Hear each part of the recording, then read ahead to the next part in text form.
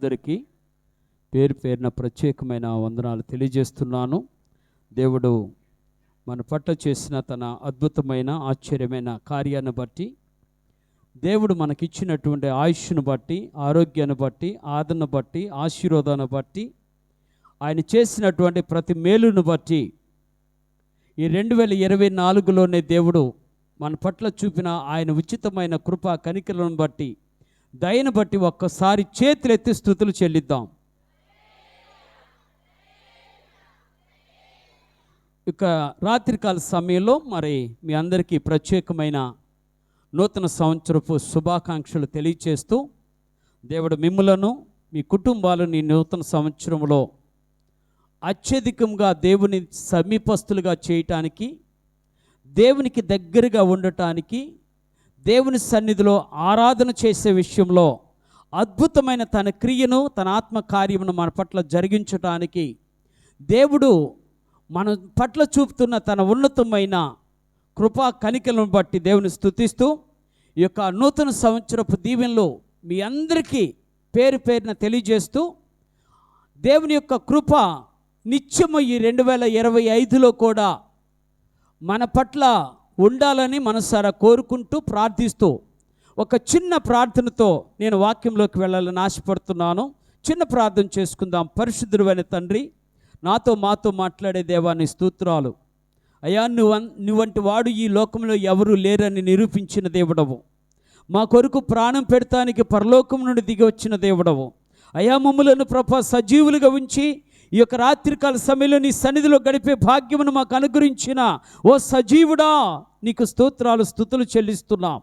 ఈ రాత్రి మాతో మాట్లాడమని ప్రార్థన చేస్తూ, మా జీవితాలను ఒకసారి జ్ఞాపకం చేసుకోమని నీ సన్నిధిలో ప్రార్థన చేస్తూ, మమ్మలను ప్రభు తండ్రి నైనా ఈ నూతన సంవత్సరంలో నీ దీవెనలతోనూ, నీ ఆశీర్వాదంతోనూ, నీ ఆదరణతోనూ, నీ సంతోష సమాధానములతో మమ్మలను నిత్యము నింపుతారని నమ్ముతూ యేసు నామమున ప్రార్థించడి వేడుకుంటున్నాను పరమ తండ్రి.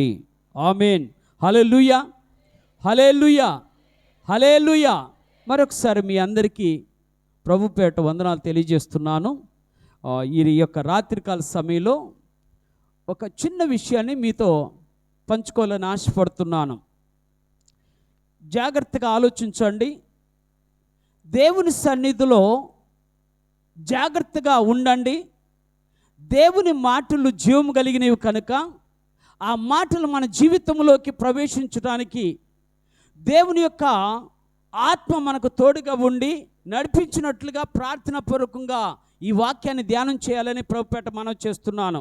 మేమందరము కలిసి మీ ఇళ్ళకి క్యారల్స్కి వచ్చాం కదా, వచ్చామా రాలేదా? ఒకవేళ ఎవరింటికైనా రాకపోతే అది మా తప్పే, ఎందుకంటే సమయం లేదని రాలేకపోయాం. ఓకే, సమయం అనుకూలపరచలేదు. ఒకవేళ మీ ఇంటికి వచ్చినప్పుడు, మీతో క్యారల్స్ చేసినప్పుడు, మీ కుటుంబం గురించి ప్రార్థన చేసినప్పుడు, మీ గోడలను గనక లేదనుకుంటే మీ గుమ్మాలను గనక చూస్తే 2025 వాగ్దానం కనపడుతుంది. సంఘానికి దేవుడిచ్చిన వాగ్దానము. ఎవరైనా చెప్పగలుగుతారా? ఏంటో అతికి చెల్లేమనుకున్నాం కానీ ఏముంటుందో మాకేం తెలుసు అయ్యి అన్నట్టుకున్నారు మీరు. ఓకే, మీకు తెలియపోవచ్చు, కానీ ఆ వాగ్దానాన్ని నేను బైబిల్లో చదువుతాను. ఒకసారి మనం ఆలోచన చేద్దాం. రోమిలకు రాసిన పత్రిక, అపోస్తలుడైన పౌలు రోమిలకు రాసిన పత్రిక 10వ అధ్యాయము 11వ వచనం ఒకసారి మీ కొరకు నేను చదివి వినిపించాలని ఆశపడుతున్నాను. ఏమనగా, ఆయనందు విశ్వాసముంచు వాడెవడును సిగ్గుపడడని లేఖనము చెప్పుచున్నది. చాలు, మరొకసారి చెప్తున్నాను, ఈ విషయాన్ని జ్ఞాపకం చేసుకోండి. ఆయన యందు విశ్వాసముంచు వాడెవడును సిగ్గుపడడని లేఖనములు తెలియజేయుచున్నవి అన్నాడు.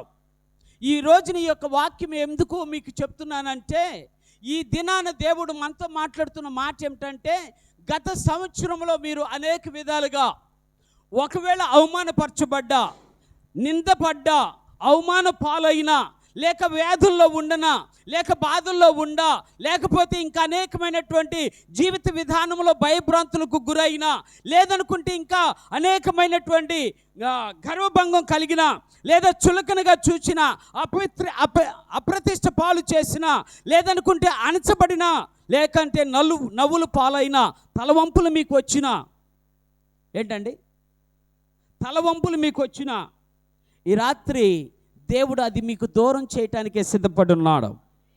దేవుడు అది మీకెన్నడూ రాకుండా చూడాలని, ఆ దుఃఖం కానీ, ఆ అవమానం కానీ, ఆ యొక్క అప్రతిష్ట పాలయ్యేటువంటి పరిస్థితులు కానీ, లేక సిగ్గుపడేటువంటి పరిస్థితులు కానీ, లేకపోతే అవమానపరచబడే పరిస్థితులు కానీ దేవుడు మీకు రాకుండా ఉండాలని దేవత దేవుడు సెలవిస్తూ ఆయన మాట అంటున్నటువంటి మాట ఏమిటంటే, అక్కడ చెబుతూ అంటాడు, ఆయనందు విశ్వాసముంచు వాడెవడూను. ఓకే, ఏ పడ్డట? జాగ్రత్తగా ఆలోచిద్దాం. ఈ మాటను మీరు మనసులో పెట్టుకోండి. ఈ మాట మీరు మనసులో పెట్టుకుంటే, సిగ్గుపడనే విషయాల గురించి చాలా విషయాలు చెప్పాను మీకు. అప్రతిష్ట పాలవటము, ఆత్మగౌరవం కోల్పోవటము, అవమానపరచబడతాం, ఇక ఈ విధంగా చెప్పుకుంటూ పోతే చులకన చేయబడతాం. ఇవన్నీ కూడా సిగ్గనే మాటకు పర్యాయ పదాలు, సిగ్గనే మాటకు పర్యాయ పదాలు. అందుకని దేవుడు ఏమంటున్నాడంటే, ఎవరైతే ఆ విషయాల గురించి ఆలోచిస్తున్నారో, అటువంటి విషయాలు మీ జీవితంలో వచ్చాయని మీరు భావిస్తున్నారో, ఈ రోజున దేవుడు మాట్లాడుతున్న మాట, అవి ఎన్నడూ మీ ఎద్దుకు రాకుండా దేవుడే అడ్డుగా ఉన్నాడు. అందుకని మనం ఏం చేయాలని దేవత దేవుడు సెలవిస్తూ అంటాడు. ఇక్కడ ఇవి వచ్చినని మీరు జాగ్రత్తగా చూస్తే, ఇంగ్లీష్లోనైతే అది డిఫరెంట్గా ఉంటుంది. అక్కడ ఏమంటాడంటే, whosoever believeth in him, whosoever believeth in him will not be ashamed అని ఉంటుంది బైబిల్లో, ఇంగ్లీష్లో. అంటే దాని అర్థం ఏమిటంటే ఎవరైనా అని అర్థం. ఎవరైనా అర్థమవుతుందా? ఎవరైనా అంటే ఇది ఓపెన్ కాల్.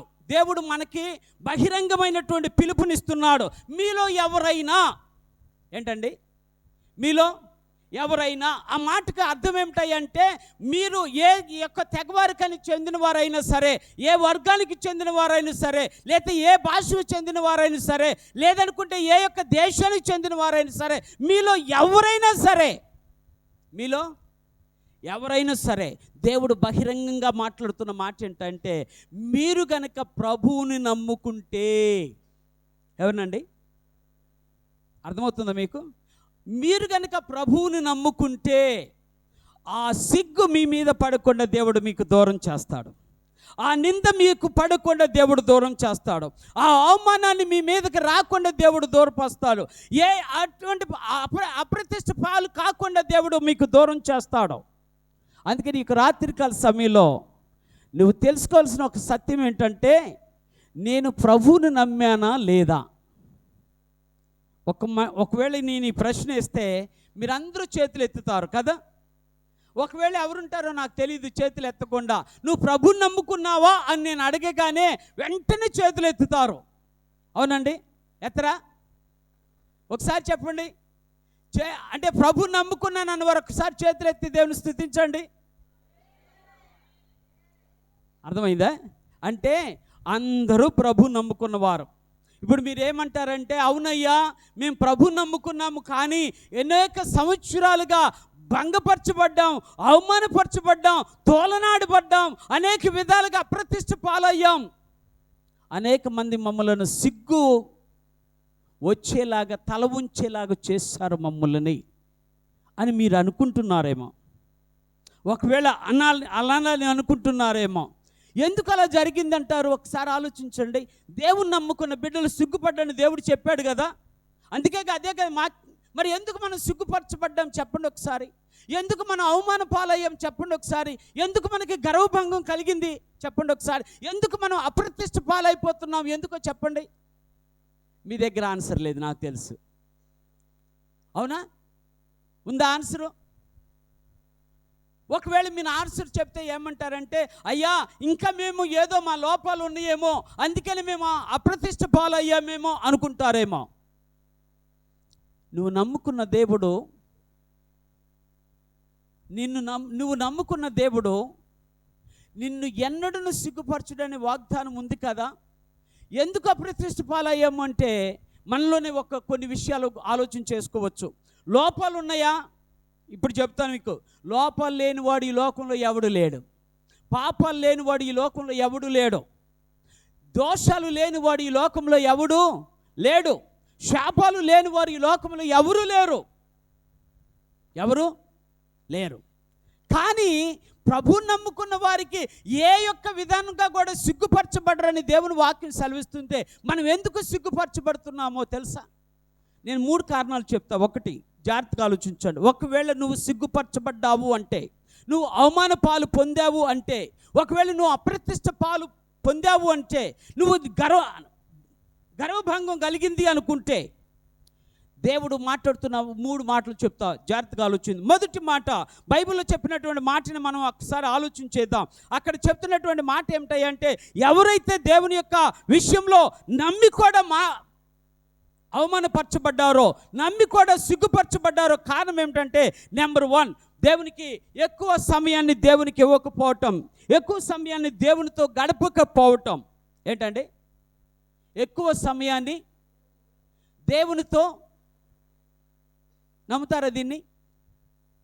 ఎక్కడైనా మీరు అవమానపరచబడ్డారయ్యా అని మీరు అనుకుంటే దానికి కారణం ఏమిటంటే, దేవునికి ఇవ్వవలసిన సమయాన్ని, దేవునితో గడపవలసిన సమయాన్ని, దేవునికి ఇవ్వవలసినటువంటి సమయాన్ని, దేవుని సన్నిధిలో ప్రార్థించవలసిన సమయాన్ని, దేవుని ఆరాధించే సమయాన్ని మీరేం చేశారు? ఏం చేశారు? కాదా? ఒకసారి చెప్పండి. అలా చేస్తే అవమానం రాదా? పడమా? ఎవరైనా అంటారు కదా, నువ్వు ప్రభు నమ్ముకున్నావు అన్నావు కదా, ఏంటి రోజున ఆరాధనకి వెళ్ళలేదని అడిగితే ఏమని చెప్తా వాళ్ళకి సమాధానం? నువ్వు బాప్టిజం తీసుకొని ప్రభు బలలో ప్రవేశపెడుతున్నావు కదా, ప్రభు బలలో చేయి వేస్తున్నావు కదా, మరి ఎందుకు నువ్వు అలా చేసావు అని అంటే నీకు అవమానం కదా? కాదా? అవునా కాదా?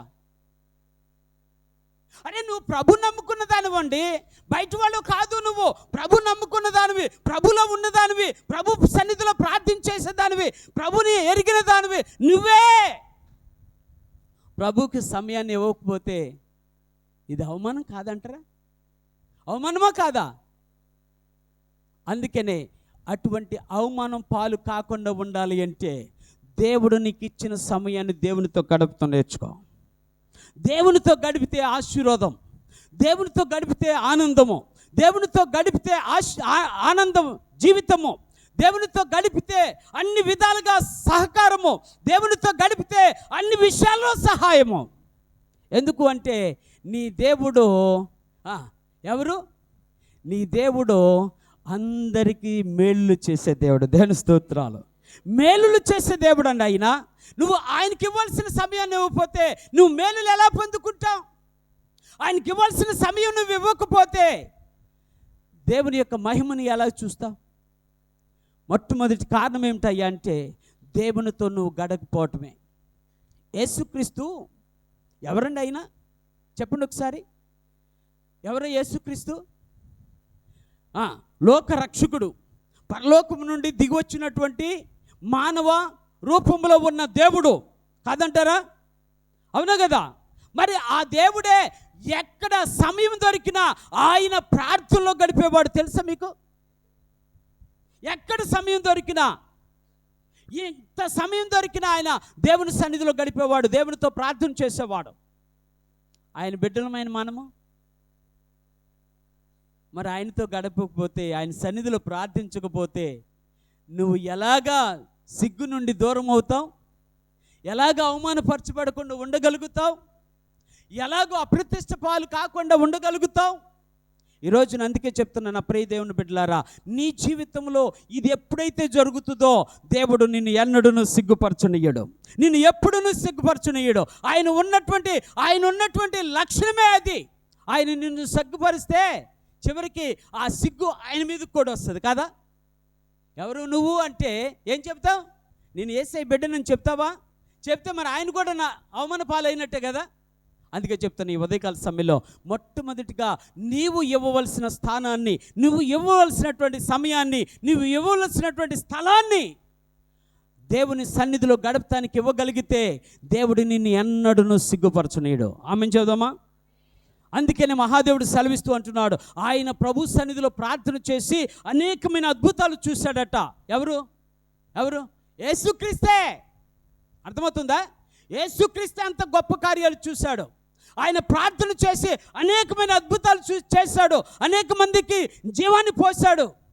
ఎందుకు? కారణం ఏమిటంటే ఆయన దేవునితో గడుపుతున్న విషయాల్లో ఆయనే సాటి అని నిరూపించుకున్నాడు. దేవుని స్తోత్రాలు. అందుకని ఈ రాత్రికాల సమయంలో నువ్వు భంగము కాకూడదు అనుకుంటే, లేదా నువ్వు అప్రతిష్ట పాలు కాకూడదు అనుకుంటే, నువ్వు అవమాన పాలు కాకూడదు అనుకుంటే, ఒకే ఒక్క సమయం దేవుడు నీకు ఇస్తున్నాడు. దేవుడికి ఇచ్చిన సమయాన్ని దేవునితో గడుపుతూ నేర్చుకో. దేవునితో గడిపావా నువ్వు ఎన్నడూనూ సిగ్గుపరచబడవు. సిగ్గుపరచనీయుడు నీ దేవుడు. ఆయన నిన్నెన్నడూను సిగ్గుపరచనీయుడు. అటువంటి దేవుణ్ణి మనం నమ్ముకున్నాం. రెండో విషయాన్ని కూడా మీకు జ్ఞాపకం చేయాలని ఆశపడుతున్నాను. ఈ రోజున మీరు నాకు ఒకవేళ నా స్టేటస్ ఎవరైనా చూసిన వాళ్ళు ఉంటే చేతులు ఎత్తరు ఒక్కసారి. నా స్టేటస్ చూసిన వాళ్ళు ఎవరైనా ఉంటే చేతులు ఎత్తరా? 1 2 చేతులు మాత్రం, 3 చేతులు మాత్రమే ఎత్తుతున్నారు. అర్థమైందా? మీ దగ్గర ఫోన్లు లేక కాదు, ఎంత పెద్ద పెద్ద ఫోన్లే ఉన్నాయి మీ దగ్గర. మామూలు ఫోన్లు కూడా కాదు. భలే ఆశ్చర్యం వేస్తుంది మిమ్మల్ని చూస్తే. ఓకే, అరే సేవకుడు ఏదైనా పెట్టాడేమో చూద్దామని చిన్న ఆలోచన ఉన్నా మీరు తెరిచి చూస్తారు. ఈరోజు నేను స్టేటస్ ఒకటి పెట్టా. ఆ స్టేటస్లో ఈ లోకములో అందరి చేత, ఐందవుల చేత దేవుడని కొనియాడబడుతున్నటువంటి ఒక మనిషి, ఓకే, దేవుడు అని కొనియాడబడుతున్నటువంటి ఒక మనిషి సాయిబాబా చెప్పిన సత్యం చెప్తున్నా మీకు. జాగ్రత్తగా ఆలోచించండి. నా నోటి మాటలు కాదు, మీకు కావాలంటే అది వినిపిస్తాను ఇప్పుడు. ఎందుకంటే ఆయన స్వయంగా చెప్పినటువంటి మాట ఏమిటంటే, ఈ రోజున యేసుక్రీస్తుకి అంత గొప్ప పేరు రావటానికి కారణం ఏంటో తెలుసా అన్నాడు. అని చెప్తూ ఆయన లోకరక్షకుడని నమ్మటానికి కారణం ఏంటో తెలుసా అంటే, ఆయన చేసింది ఒకే ఒక పని ఏమిటంటే సేవ సేవ సేవ. ఏంటండి? ఏం చేశాడట? ఎవరు? ఆయన పేరు రావటానికి కారణం ఏంటంటే ఆయన చేసిన సేవలు. ఆయనకి పేరు రావటానికి కారణం ఏమిటంటే ఆ యేసుక్రీస్తు చేసినటువంటి మహత్తరమైన సేవ కార్యక్రమాలు. ఎన్నో సేవలు చేశాడు కదండి. అసహించుకున్నటువంటి కుష్ఠరోగ వ్యాధులను సహితము ఆయన అసహించుకోకుండా బాగుపరిచిన దేవుడు. ఓకే, దూరపరిచినటువంటి గుడ్డి వారిని సహితము హక్కుని చేర్చుకొని కళ్ళు ఇచ్చినటువంటి దేవుడు కాదా నా దేవుడు? చనిపోయిన వారు సహితము కుళ్ళిపోతుందయ్యా ఈ శవము అంటే, కుళ్ళిపోయినా నాకేం పర్వాలేదు, నేను లేపగలుగుతానని చెప్పి లాజరు బయటకు రమ్మనగానే వచ్చినటువంటి ఆ సేవా తాత్పర్యము మనలో ఉండాలి కదా. కొంచెమన్నా ఏంటిదండి? ఏంటిది? ఏముండాలి? సేవ భావం ఉండాలి కదండి. సేవ తలంపు ఉండాలి కదా. సేవ ఆలోచన ఉండాలి కదా. అయ్యో నేను సేవ చేయాలి కదా నా ప్రభువుకి. ఎవరికి? అందుకే నేను ఇప్పుడు ఓపెన్గా చెప్తా, నా ఇంటి పనికి మిమ్మల్ని ఎవరిని పిలవనని చెప్తా. ఎందుకు? నాకు సేవ చేయడానికి కాదు మిమ్మల్ని పిలిచింది దేవుడు. నా ఇంట్లో సేవ చేయడానికి కాదు పిలిచేది దేవుడు. ఎందుకు పిలిచాడు దేవుడు? ఎందుకు పిలుస్తాడు? ఆయన సేవ చేయించుకోవటానికి. ఆమేన్. ఆయన సేవ చేయించుకోవడానికి. హల్లెలూయా. ఆయన సేవ చేయించుకోవడానికి దేవుడు నిన్ను నన్ను పిలిచాడు, నిన్ను నన్ను ఏర్పాటు చేసుకున్నాడు. ఇది కాదంటారా? ఎంతమంది చేస్తున్నాం సేవ? ఎంతమంది చేస్తున్నాం దేవునికి సేవ? కనీసం పక్కన వారికి కూడా చేసేటువంటి అవకాశం వచ్చినా కూడా చేయలేనటువంటి పరిస్థితి. మీకు చెప్తున్నాను, జాగ్రత్తగా ఆలోచించండి. ఎందుకంటే సేవ మనలో ఒక కణంగా ఉండిపోవాలి, రక్త కణంగా ఉండిపోవాలి సేవ అనేటువంటి మాట.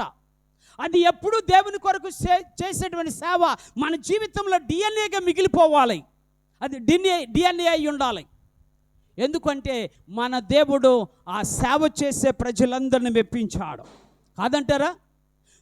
మన దేవుడు సేవ చేసే ప్రజలను ఆకర్షించుకున్నాడు. సేవ చేసే ప్రజలు అందరూ ఆయన వెంబడించారంటే కారణము ఆయన చేసిన సేవ. కాదంటారా? ఎన్నో విధాలుగా సేవ చేశాడు. తన మన భేదం లేకుండా చేశాడు. ఎందుకు ఈ విషయం చెప్తున్నాను? జాగ్రత్తగా ఆలోచించండి. నువ్వు సేవ చేయటానికే పిలువబడ్డావు.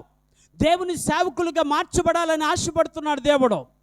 దేవుని సేవ చేయాలంటే ఇక్కడే చెప్పక్కర్లా. ఏంటండి? ఈ నుంచని పులిపెట్టు మీద ఉండే చెప్పక్కర్లా. దేవుని సేవ చేయడానికి పక్కనోడికి ఒక్క 2 నిమిషాలు సువార్త ప్రకటించినా చాలు. సేవ చేయడానికి పక్కన వాడికి నీ చేయూతనిచ్చినా చాలు. ఈరోజున ఎంతమంది సిగ్గుపరచబడకూడదయ్యా నేను అనుకున్నవారు ఈ మాటను కూడా మనసులో పెట్టుకోండి. ఏంటంటే దేవునికి సేవ చేస్తే దేవుడే నీకు ప్రతిఫలము ఇస్తాడు. దేవుడే నీకు ప్రతిఫలం ఇస్తాడు. ఈరోజున ముడి ఎల్లమ్మని అంటే నిన్నటి దినాన ఇలా 31 కదా, ఇప్పుడు 31వ తారీఖున ముడి ఎల్లమ్మని ఆమె చనిపోయింది. ఎంత బాధకరమైన విషయం, ఒక్క మాట చెప్పాలని మీకు ఆశపడి చెప్తున్నా. ఆమె యొక్క శవాన్ని చీమలు పట్టేశాయి. శవానికి చీమలు పట్టాయి. అంటే బహుశా ఎంత మంచంలో ఉండి బాధపడి ఉంటుందో ఆ మనిషి. సరే కదా అని నాకు ఫోన్ చేశారు. వెళితే వాళ్ళు ఎవరు లేరు. ఒక అల్లుడు, ఒక కూతురు ఫస్ట్ అలా ఉన్నారు, ఒక కోడలు ఉంది. వాళ్ళు కనీసం మంచాన్ని పట్టుకొని తీసుకొచ్చే యోగ్యత కూడా లేదు. ఏంటమ్మా పరిస్థితి అని చెప్పా. అయ్యా మేమేమి చేయాలన్నా మా దగ్గర ఏమి లేవయ్యా అన్నారు.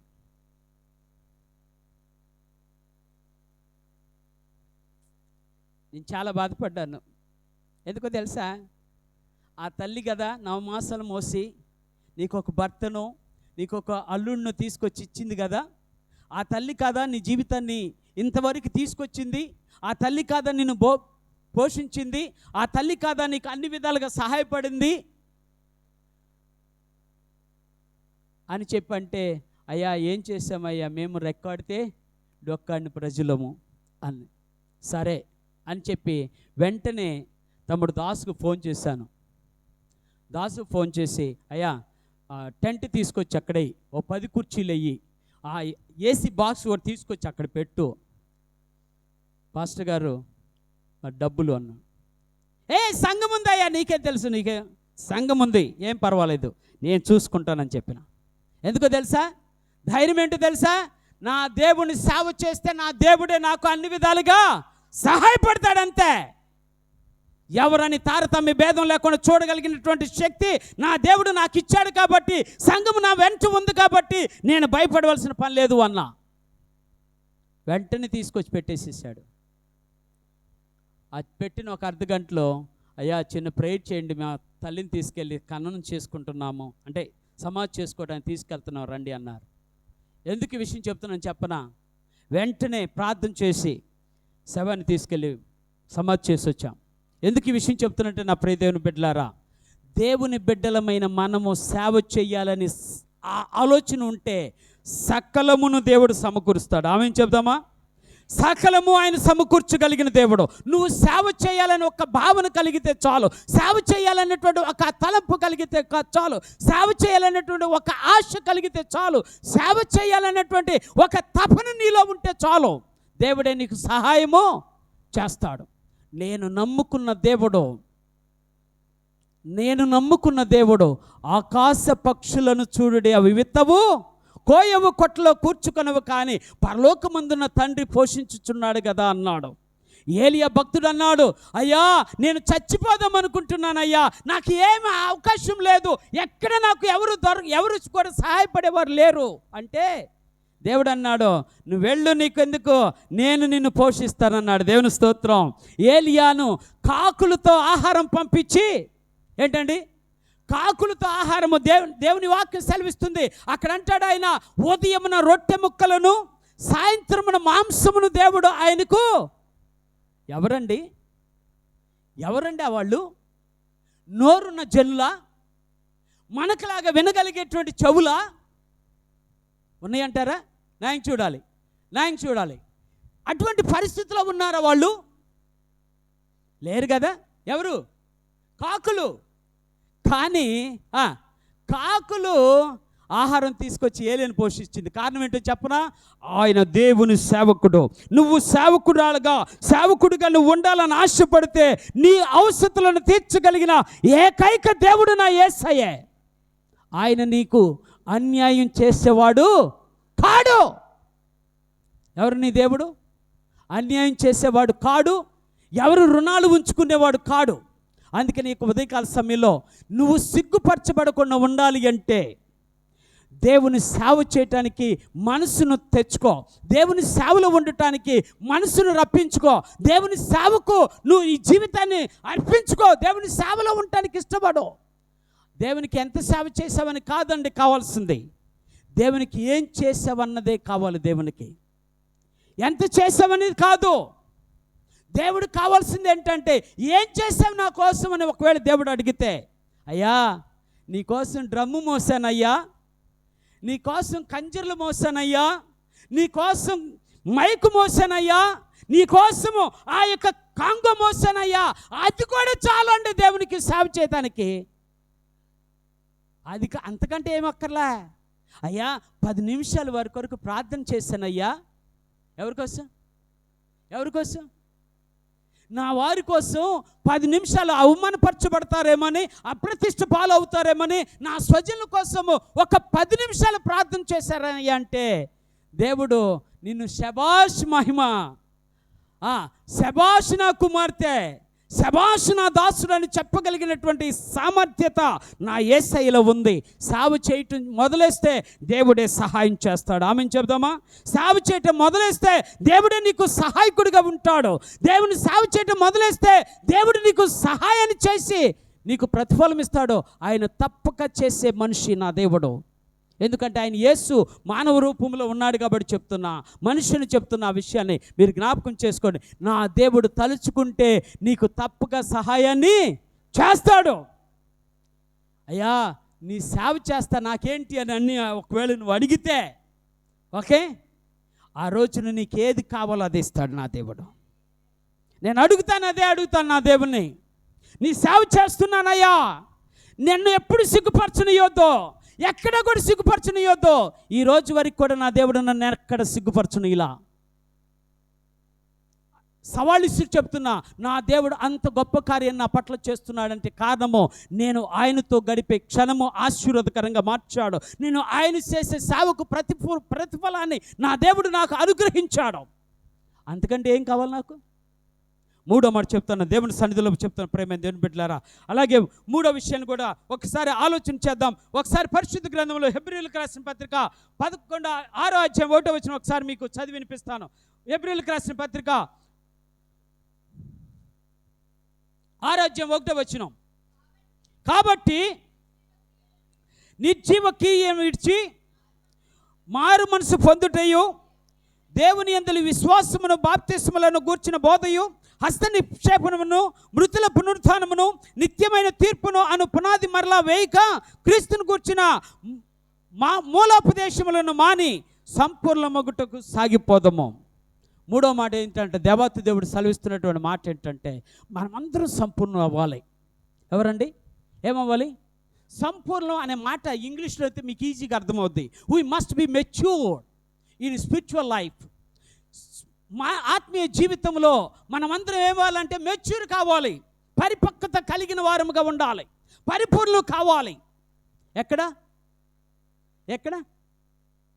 దేవునిలో పరిపూర్ణత కావాలి అంటే దేవుడు చెప్పినటువంటి 3 మాటలు చెప్తా. మొదటి మాట అక్కడ అంటాడు ఆయన, నిర్జీవ క్రియలను.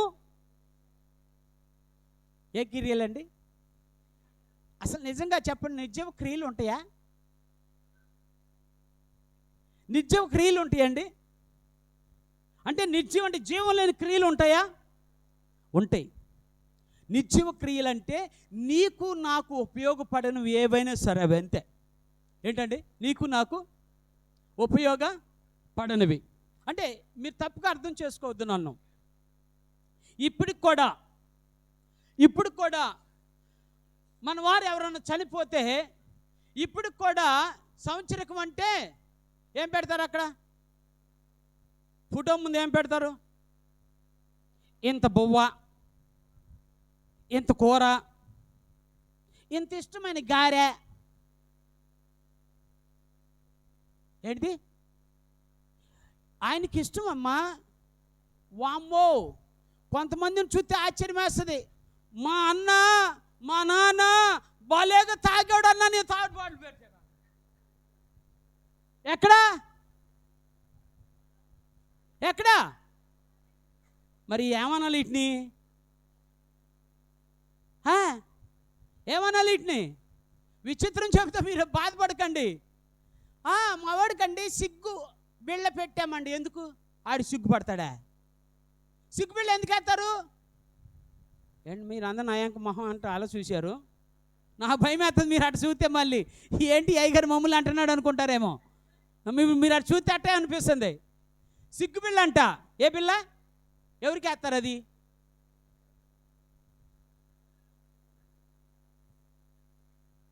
ఉగ్గు పడితే సిగ్గాడు ఉంటుంది ఆడికి, చెప్పండి. మళ్ళీ దిష్టి బిళ్ళ అంట. ఏం బిళ్ళ? అయ్యో మా అబ్బాయి దిష్టి తగలకుండా ఆడు ఎవడో కాళ్ళే చూస్తున్నట్టుగా కాళ్ళకి పెడతారు ఒకళ్ళే. అది భలే ఆశ్చర్యం వేస్తుంది నాకు. ఏంటి అంటారు వీటిని? ముఖమంతా చూడకుండా కాళ్ళు చూస్తున్నాడు ఎవడన్నా చూసాడు. ముఖానికి తగలని దిష్టు కాళ్ళకి తగులుద్దా? ఓయ్ తల్లిలా మీరందరూ నా ముఖం వెనక చూసి అయ్యా మా ఇంటి గురించే చెప్తున్నాడు ఈ మాస్టర్ గారు అనుకుంటున్నారు కదూ. పాస్టర్ గారు అమ్మా నిజం చెప్తున్నా, నువ్వు ఒకవేళ అలాగ పెట్టుకుంటే, నువ్వు ఒకవేళ అలాగ ఉంచుకుంటే, నువ్వు ఒకవేళ అలాగ చేస్తూ ఉంటే పక్కన వాళ్ళు ఏమంటారు తెలుసా? నువ్వు ప్రభుని నమ్ముకోలే, నువ్వు ప్రభుని నమ్ముకోలే. వాళ్ళే చెప్తారు కదండి, వాళ్ళే చెప్తారు ఇవన్నీ నీకు అవసరం లేదని. నేను సవాల్ ఇస్తూ చెప్తున్నా, వాళ్ళే చెప్తారు. ఒక రోజున ఒక అన్నకి ఎవడో చెప్పాడట, ఏమని అంటే చేతబడి చేశారా నీకు అని. ఏ బడి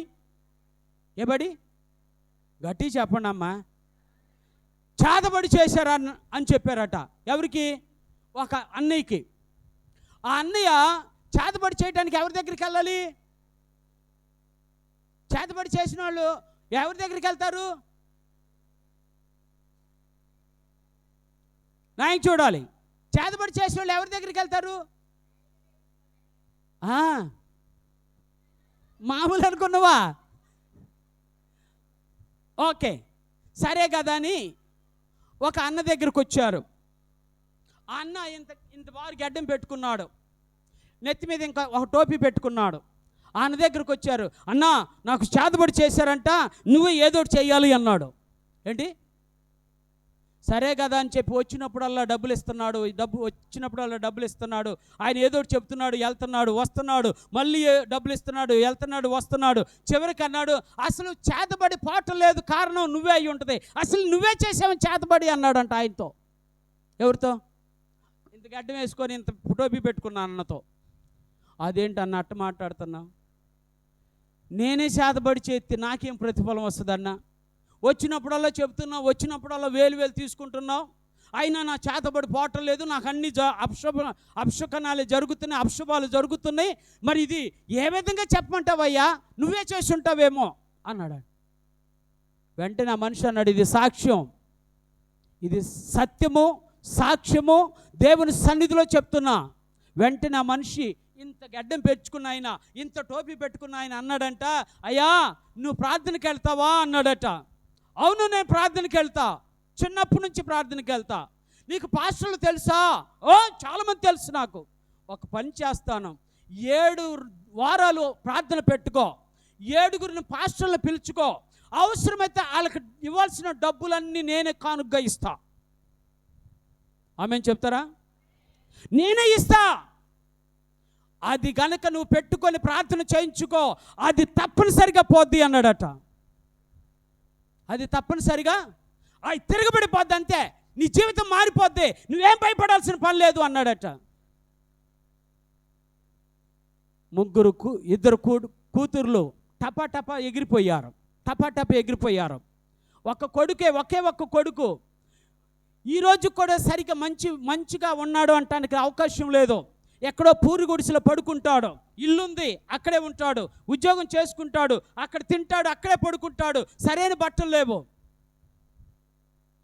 ఎందుకో తెలుసా? ఆ మాట చెప్పినా కూడా ఆయన ఆలకించలేదు.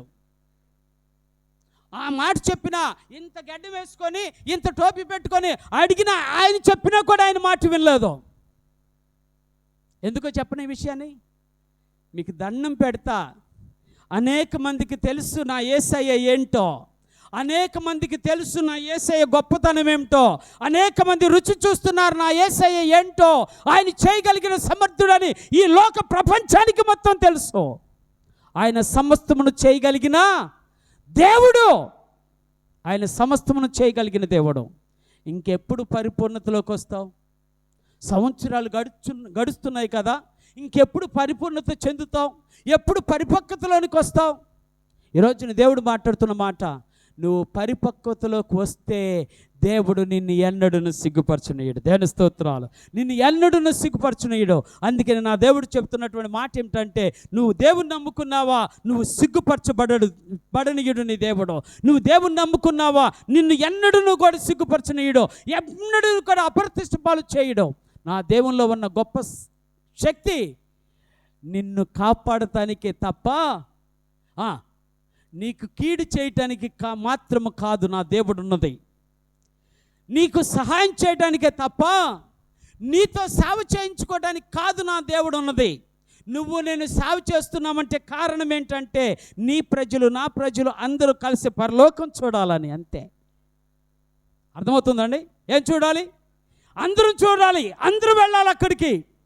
అదే నా దేవుని యొక్క ఆలోచన. చివరి మాట చెప్పి ముగిస్తున్నాను. ప్రేమ దేవుని బిడ్డలారా, ఇంకొక వచనాన్ని కూడా మీకు చదివి వినిపిస్తాను. పరిశుద్ధ గ్రంథంలో రోమీయులకు రాసిన పత్రిక 9వ అధ్యాయం 33వ వచనం ఒకసారి చదువుదాం. అలాగే పేతురు రాసిన 2వ పత్రిక 6వ వచనం, మొదటి పత్రిక 2వ అధ్యాయం 6వ వచనం కూడా చదువుదాం. నేను పేతురు పత్రిక 2వ అధ్యాయం 6వ వచనం చదువుతున్నాను. జాగ్రత్తగా ఆలోచించేద్దాం. ఇదిగో ఏలయనగా ఇదిగో నేను ముఖ్యమును ఏర్పరచబడినదియు అమూల్యమగు మూలరాతిని సియోనులో స్థాపించుచున్నాను. ఆయన యందు విశ్వాసముంచువాడు ఏమాత్రను సిగ్గుపడడు అను మాట లేఖనమందు రాయబడి ఉన్నది. దేవుని స్తోత్రాలు. మళ్ళీ ఒకసారి ఆ వచనం చదువుతారు. రోమీయులకు రాసిన పత్రిక 9వ అధ్యాయం 33వ వచనం కూడా చదువుదాం. ఇదిగో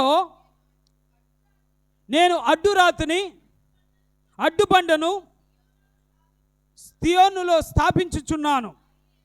ఆయన యందు విశ్వాసముంచువాడు సిగ్గుపరచబడడు. హల్లెలూయా.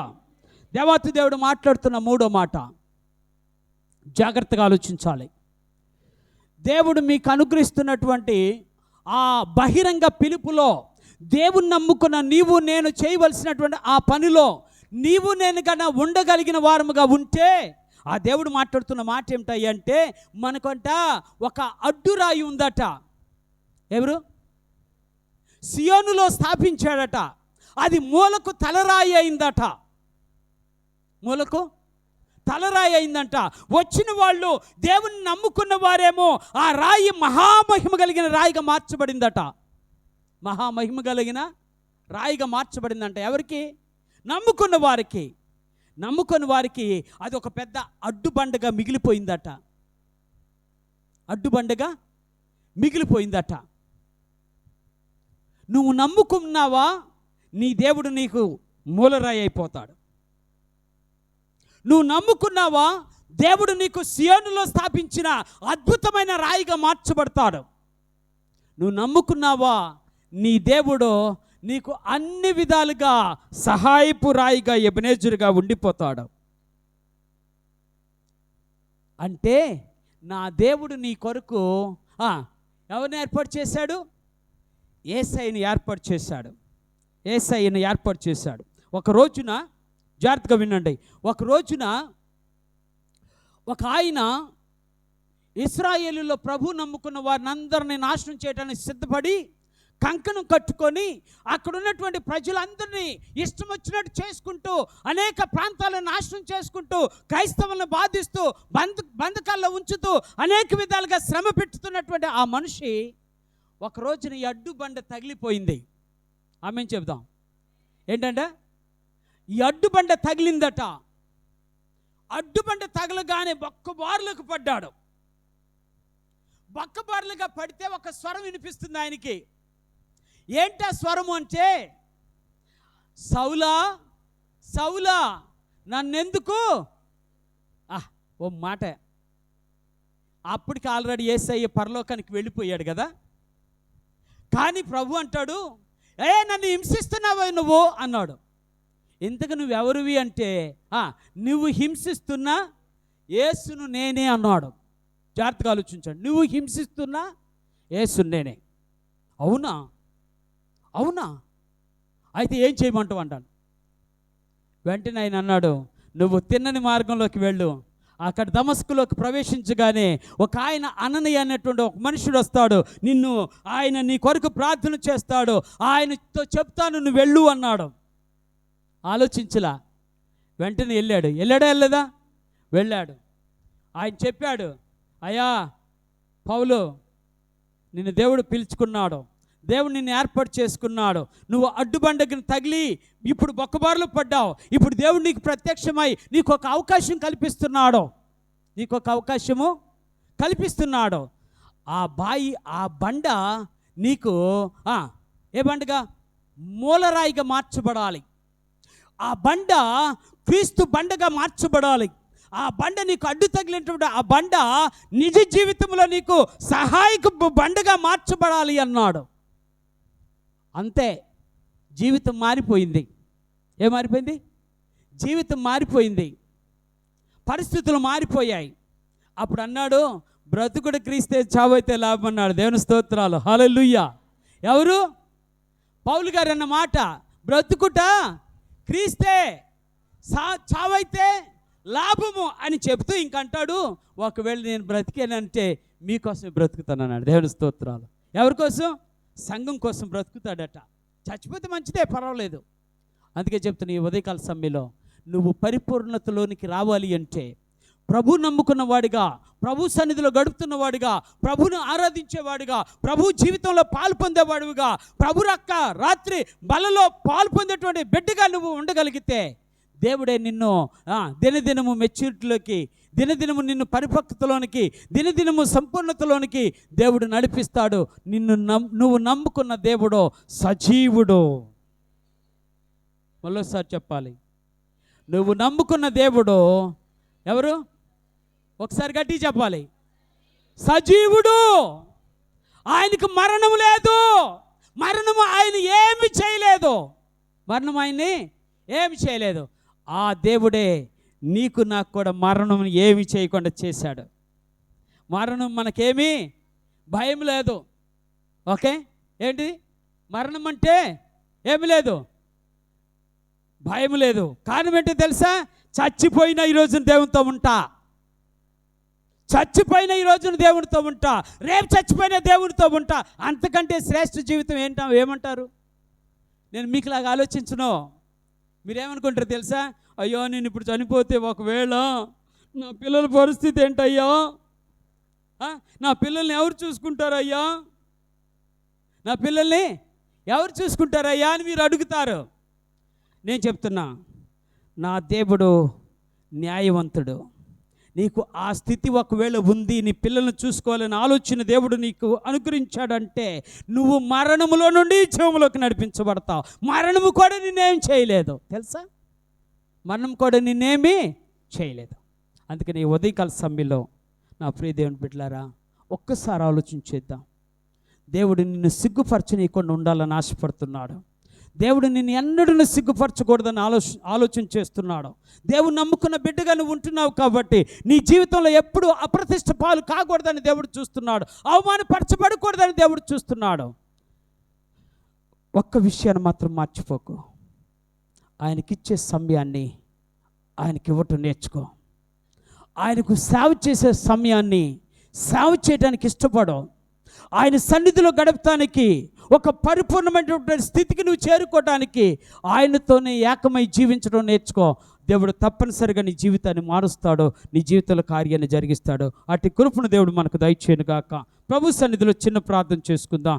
ఈ యొక్క ఉదయకాల సమయంలో నా ప్రియ దేవుని బిడ్డలారా, దేవాతి దేవుడు సెలవిస్తున్నటువంటి మాట, దేవాతి దేవుడు నీకు నాకు తెలియజేస్తున్నటువంటి ఒకే ఒక్క మాట, ఆయన నిన్ను ఎన్నడూను సిగ్గుపరచనయ్యడు.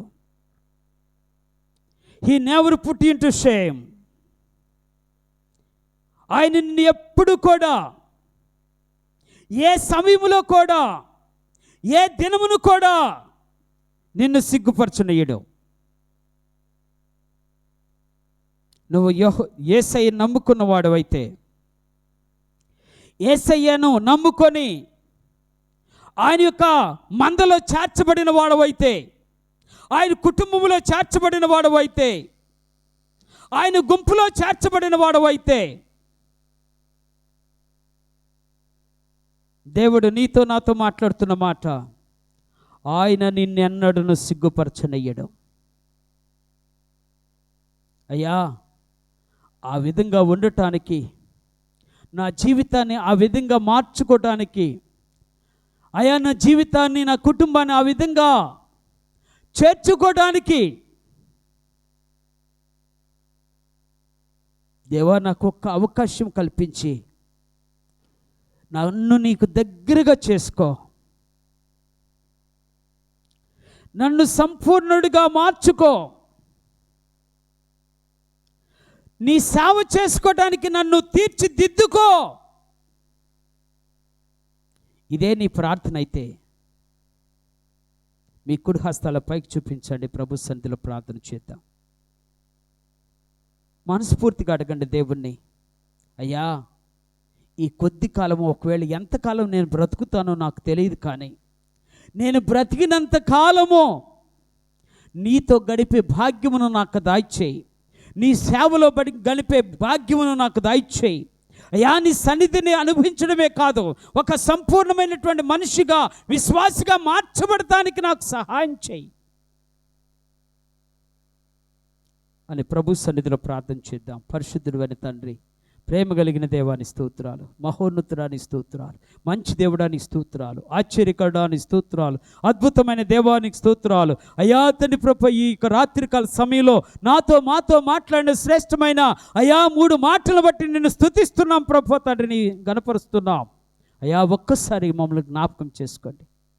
మా ఆలోచనలు, మా తలంపులు ప్రభు సాతాను కబంధ హస్తాల్లో పడిపోకుండా, అయ్యా తండ్రి వాడి తలంపులకు లోను కాకుండా నీ పరిశుద్ధాత్మ శక్తిని మాకు దయచేయండి, నీ పరిశుద్ధాత్మ దీవెన మాకు దయచేయండి, నీ పరిశుద్ధాత్మ నడిపింపును మాకు దయచేయండి, మీ పరిశుద్ధాత్మ కొమ్మరింపును మాకు దయచేయండి, మీ పరిశుద్ధాత్మ అభిషేకమును మాకు దయచేయండి. దేవా సహాయం చేయి, ఇంకా సంపూర్ణం కావటానికి. దేవా నీవే మాకు మూలకు తలరాయిగా మార్చబడాలని ఆశపడుతున్నాం. నీవే ప్రభు తండ్రి మాకు అయ్యా తండ్రి సియోనులో స్థాపించబడిన అద్భుతమైన బండగా ఉండాలని ఆశపడుతున్నాం. మా దాగుచోటు ఉండి మమ్మల్ని రక్షించి, మా బంధకాల నుండి విడిపించి, మమ్మల్ని ఎన్నడూను సిగ్గుపరచనీయకుండా నీ మహిమా శక్తి చేత మమ్మల్ని నింపి బలపరిచి మహిమ పొందమని యేసు నామమున ప్రార్థించి వేడుకుంటున్నాను పరమ తండ్రి. ఆమేన్, ఆమేన్. ప్రభువుని యేసు